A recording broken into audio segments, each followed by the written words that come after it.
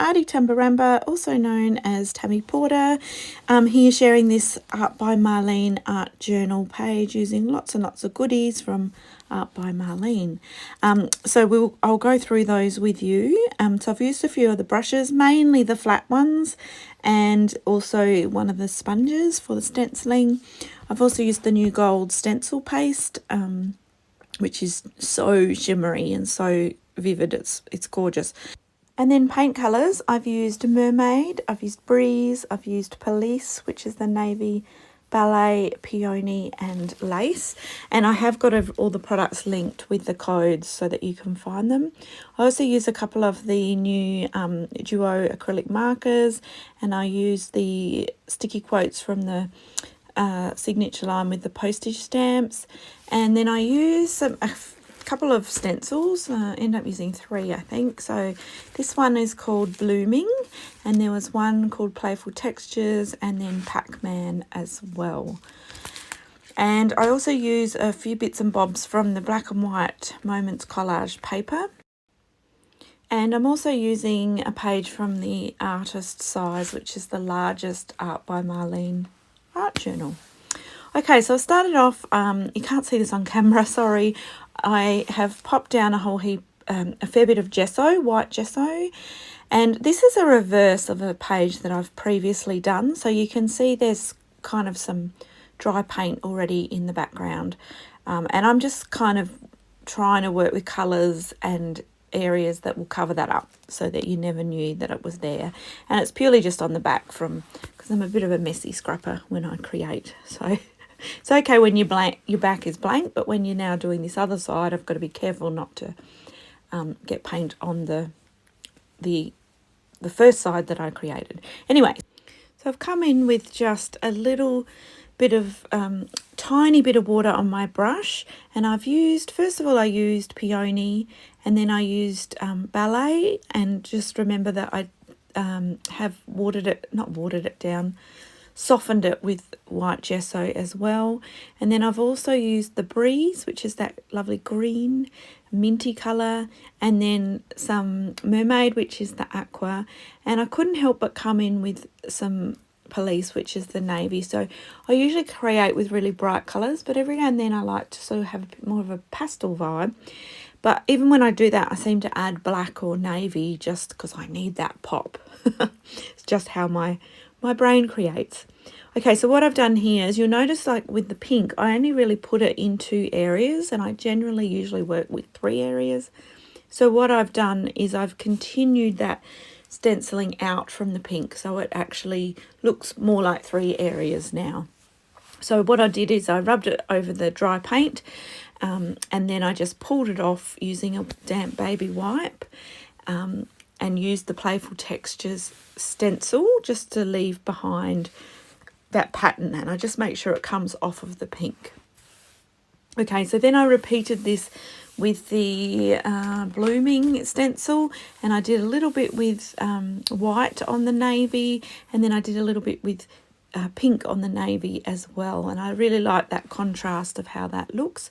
So it's nice to have a bit of a difference with you know, your patterns of your stencils. So I used a geometric one first with the grids, and then secondly I used a sort of a softer floral one. So now I've come back in with that Playful Texture stamp, and there's some circles in there. So I just used the sponge to stencil some, I think it was the Breeze that I did a few little of the circles throughout. You can hardly see it. I do touch them up with another colour soon. But now I'm doing probably my favourite part of when I do an art journal page, and that is just some mark making. So just getting a dry brush, using the same paint colours, and just bringing those brush marks slightly out from the colour that you already have on the page. And I really love the depth this creates, and that along with the stenciled background just makes your page really, really interesting. Okay, so now I grab this page out of the Black and White Moments collage paper pad. I really love this, the really strong, bold lines, the black and the white, and I can't believe I haven't used it, but I haven't. So both pages were still in my book, so I thought, well, it's about time. So I cut one of those out. Originally I was going to keep the white, but I decided not to do that, so I've just cut around the black edge. And then I thought these flowers would go really well with that sort of other pattern, just because it's kind of similar. So you don't always get all of the flowers, you know, they're often on the edge or they're overlapping one another, but that's okay. I still cut them out, and I just managed to work them into my page so that they're hanging off the edge, so that they look like the whole flower is there. But it's just a really great way to use up little bits and pieces. You don't always need the whole image. It's same when you stamp. If you stamp a flower and you act like half of it doesn't stamp, don't waste it. Just cut that out, the half that did work, and use that on the edge of your page, and no one will be any the wiser. Okay, so now I adhered those with gel medium. So I put gel medium underneath and on top just to seal it. And now I'm coming back into doing some more stenciling, and I'm using the Police, which is the navy, and just little areas from that blooming again, just to bring in a bit more pattern with the navy. The navy is quite polarizing, and so I needed to just soften the edges of it a little bit. So both the mark making and that sponge stenciling does that. Okay, so you saw me turn my page over, so you might have seen the page that was there. If you like the look of that page, I did that on video, so there is that video to go and have a look at in my stash. Okay, so then I was thinking, well, I always add white back into my pages, and I've got white with the collage, but I felt like I needed to add more white. So I just went bold with the gesso and did a couple of really big kind of loopy rainbow. And now I come back in with that stencil has the little circles in it. You really couldn't see what I had done before, and I basically covered them up anyway. So instead of getting out the paint and the sponge, I decided just to colour the stencil, those circles, straight through the stencil using the new marker. And I'm using the light pink here. So the dual markers have two colours on each. So I'm using the light pink and just colouring the whole area. And then I'm coming in and swiping just a bit of the hot pink, and then rubbing that with my finger through the stencil, and it just gives a bit more of depth, you know, some softness and some deeper colouring, so it just looks a bit more natural on the page. So I really like how that looked, that you can see a bit more of the circles now.